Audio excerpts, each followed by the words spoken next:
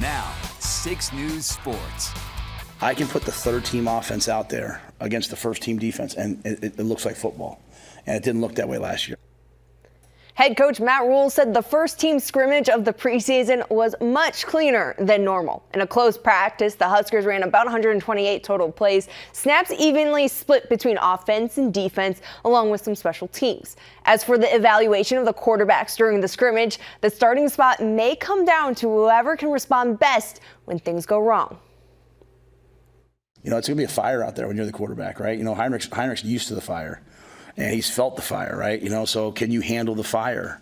And you know, I don't mean to preach up here, but like that's the whole key to young people becoming men or women. You know, it's like, you know, you got out in the real world, you start to go through fire, you start to go through adversity. So our ability to handle adversity and play that to me is the biggest thing right now. Knowing where to go with the ball, our guys are good at that. We're going to make some mistakes, we'll play right through them, but it's just the other pieces.